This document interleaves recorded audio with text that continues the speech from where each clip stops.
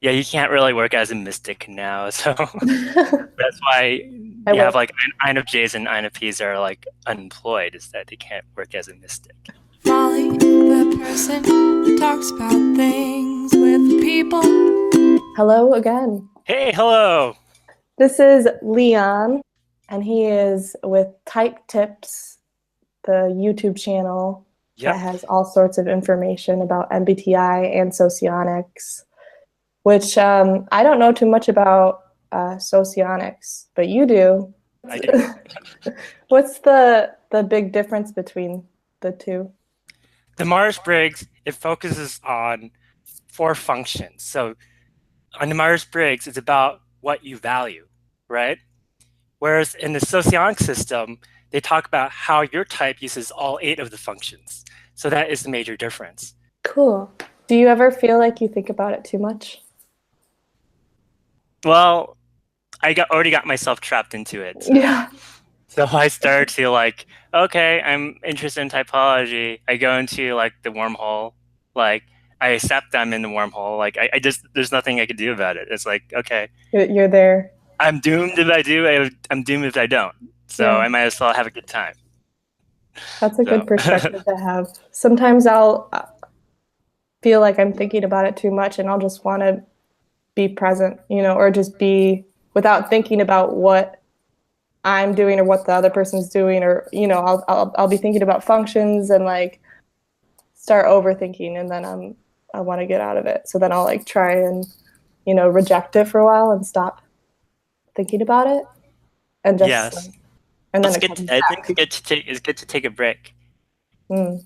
And sometimes you come back better too, because after like, as part of the creative process, when you keep like people who are creative talk about this when they keep writing and writing and writing and writing and writing and they don't take a break and they Mm. get stuck, right? Sometimes you need like a break or even a hiatus. And then when you come back, it's all fresh and then the material comes in stronger. So And you have a new perspective. yes, you get a new perspective as well, right? So right now, are you on a break or are you in it to win it? So like for me, in terms of life in general, my whole life, I'm definitely on the move. So I'm a lot more active now. I purposely don't talk about typology to anybody I meet in person, and then I figure out their type this way. So it's more like a different approach, and it's interesting because then the label doesn't come in easily, and I start to see things differently. So like Mm. I see like ESTPs differently. And I think that's like the biggest example, like seeing ESTPs differently.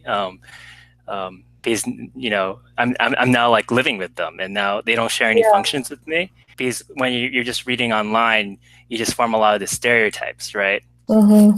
But like for me, it's about both things. It's about like the real life experiences and also like the stereotypes too. Hmm. So I don't like the things that they repeat online over and over. A lot of those things are actually like not true. They're not even good generalizations at all. So sometimes they're even like hurtful as well. So Yeah. my process is that there's two things. One is like the research phase, and one is like the experience phase. So you can almost look at it like almost like introversion versus extroversion, right? Or intuition versus sensing. So there's two Hmm. phases of it, right? So one thing is you're just reading about things. In the initial phase, you're not gonna you're gonna be there's always something great about getting started with things because it's very fresh and you're very open to it, right?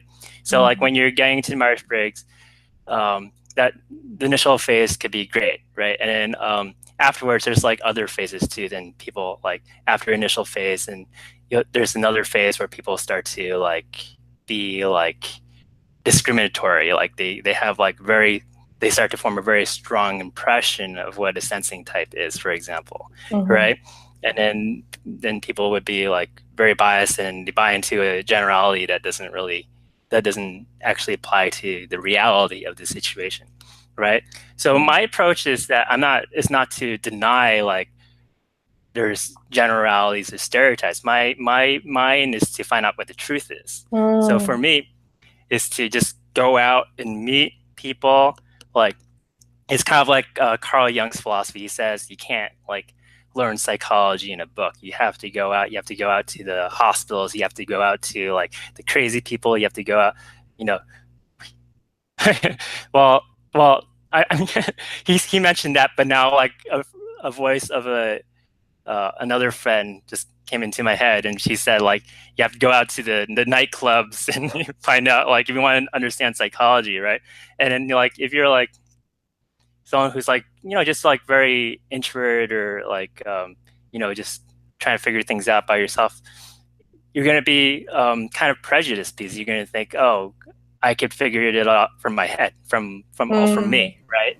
But then it's not true. It's like actually I can actually person who talked about like, oh, we want to study psychology because that's my field. So like she mentioned you have to go out into the world and you have to learn. You don't know how true the other side is until you experience it yourself. Until you experience it, until you try it out and become open. If you're stuck in a room with any given type, you'll learn to love something about them. And when you see it on a page and you see the descriptions and all the stereotypes, it's easy to just brush them off. Or if you think of them like at the nightclub, it's like, oh, I know what type of person that is. But people can surprise you. Yes, absolutely. I don't think we said. So Leon is an INFP. And what is your Enneagram type? Oh, I'm not as focused on the Enneagram. And then, so what happened was that I went to this Enneagram group, right? Mm-hmm. And then the guy who's like he's the head of the group. He says, "You're a 5," right? But at the same time, I just think it's just the way I talk. Sometimes I just come off as a 5. But then, like if I read the description of a 4, that really fits me very well. But then, at the same time, I don't want to be like another INFP 4 because it kind of like destroys the whole purpose of the 4 is to be unique. Yeah, so. But it makes sense there. It's more common, so it would make sense for you to be one. Okay, 4-wing 5 or 5-wing 4. Right. Cool. I'm a 4-wing 3. And I just discovered this. I'm an INFJ 4-wing 3. Yes.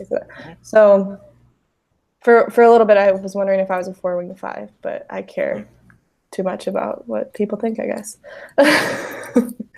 INFPs and INFJs, completely different functions, but people oftentimes get them confused. Why do you think that is?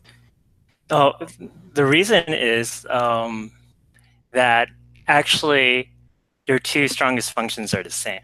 So I want everyone to understand the strongest functions I'm talking about is not the same as the Myers-Briggs. So the Myers-Briggs, you usually talk about your valued functions for like in that case, the INFJ and INFP are very different. So like for the INFJ, it's introverted intuition and an extrovert feeling. And then for the INFP, it is introverted feeling and extrovert intuition. So those are like what's understood as the strongest functions. But in socionics, it's different. In socionics, both types are the strongest at introverted intuition and introverted feeling. So, and actually, like if you really look into it, the 2 systems don't actually contradict. If I'm with an INFJ, it's like we have like the same sphere, right? The same sphere is like basically like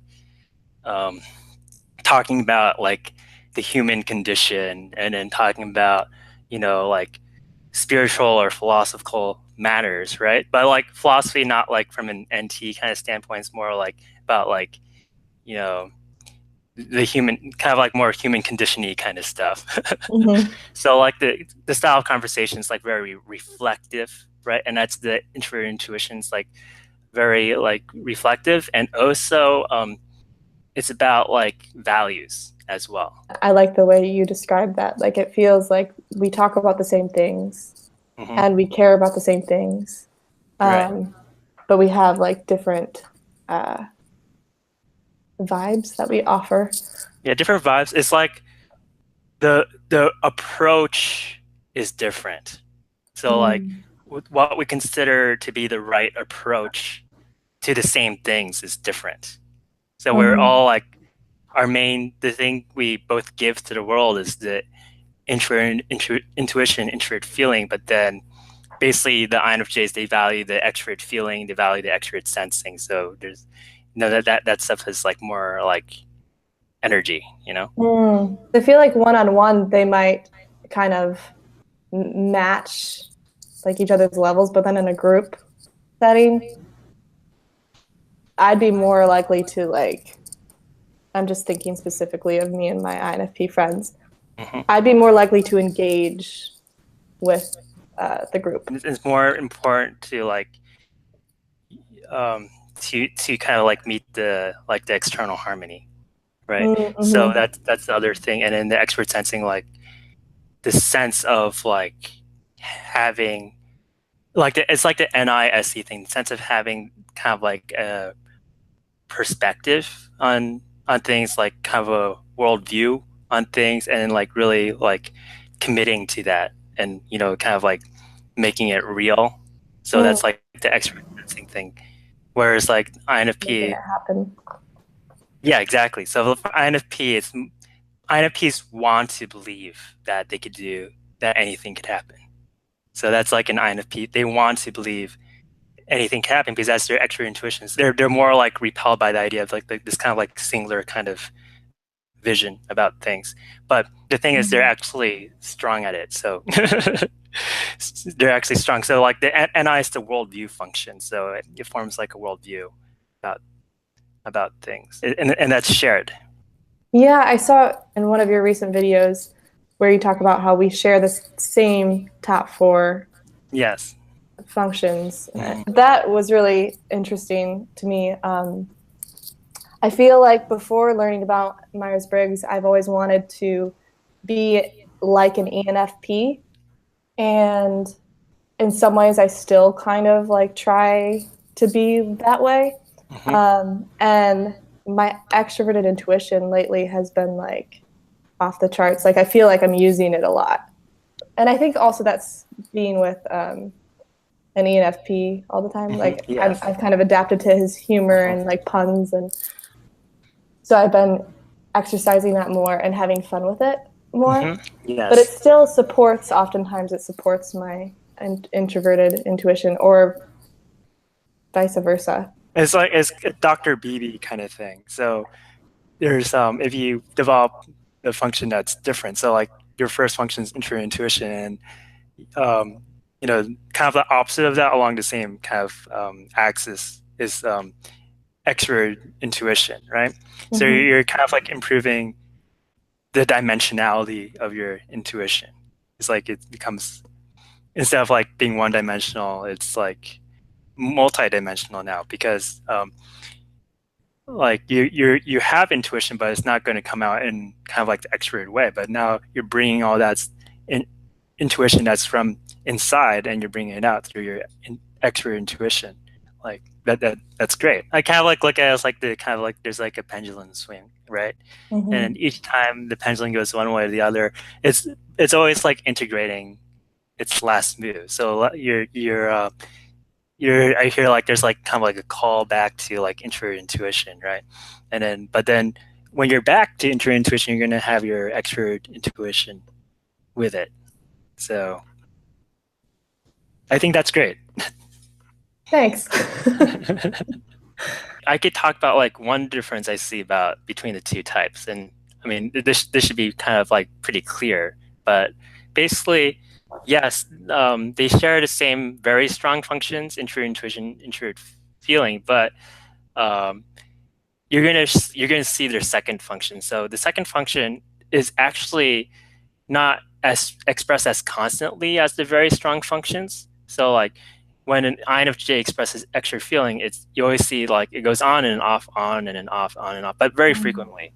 It's a thing that comes out, but it's not constant like the introvert intuition and introvert feeling, right? So you're going to see that, right? Whereas for INFPs, you're going to see extrovert intuition. So I saw the video of you and your like ISFJ friend, right? And like the very beginning of it is like this FE kind of thing, like hey, like you're like expressing yourself like very like it's emotional expression. It's like all the excitement, right? Like that, right? That's the extrovert feeling, right? Whereas your INFP friend is gonna be like, okay, he's gonna do that NI-FI kind of thing, but then you're gonna see like what goes on is like it's more of like a goofiness, like like he gets into like a more goofy state, and then that turns off and turns back on and turns off, right? So that's like a major difference. I totally see that. It's funny, just the different personas too that you take on with different people. With my sister, like I feel like a different version of myself than I do with Brad, the INFP. And same with Stephanie, my ENFJ. Just all different sorts of people bring out different sides of who you are, and That's true. Yeah, you probably engage in certain functions that's with true. other people who share similar functions, because that's like almost like a common ground and a common language. My sister and I, we both have FE, so it's like we can relate to each other in that way and connect via FE. Exactly. And everyone's gonna like challenge each other in different ways too. Mm-hmm. Like especially like there's differences, but it also brings it out. So like I feel like interacting with different people is just a great idea, because like they're always going to bring out something different. They're going to move you to do different things. Like so like if you're speaking with another INFJ, the great thing would be like the sense of like, oh, it's like someone kind of like gets me at a certain level, right? At the same time, it's also like watching a videotape of yourself, so you can see like all your like errors being played out in the other person. And the other benefits, like sometimes if they're like an extreme version of your own type, you might actually like kind of almost become their dual. So like you become like, if you're introverted and the other person's introverted, you become like more extroverted. So that could train different. That's why I think like, sometimes in sociology they talk about, oh, like duality is great. And I think, you can learn a lot from someone who's the complete opposite type. At the same time, it also kind of like cripples you too. Because if I'm with, I notice this, if I'm with an ESTJ, right? And if I'm with an ESTJ and I do something slightly to like, I want to like accomplish something, they immediately would come in and they'll help me on the things I'm weak at already, right? And so, whereas when I'm with another type, I would spend more time working on those weaknesses. I won't like, it feels like anything I'm not naturally good at, then I just like, if I'm with an ESTJ, I'll just immediately let go. Like I'm not going to even deal with it. With certain people too, like it's just you can't feel comfortable and on that same like plane or even close to it to be who you are. So that can, and then being aware of that can make you, crumble even further and just feel, That's true. not true to who you, or like you're not living up to your potential in that moment because you're letting the other person dominate. And that might have to do with, I don't know, introversion too. Right. A lot of times versus extroversion, because you can take on the passive role and then it's like you're almost like not a human anymore. Yeah, exactly. It's like hard to like find completion within yourself. Yeah. I think this is a great interview because you show like is just great because you're asking the questions and they're all like open questions too. So I have like it's very like easy for me to respond. Yeah. I'm glad that you were comfortable. I'm almost intimidated by how much you know. So like I feel like even my question could be like you could know more about my question than I do. Well, you should see me like outside of typology, then I'm an absolute klutz. Yeah, with certain things. It's funny, our specialties. Yes. I'm gonna make a video on that, on the different kind of smarts.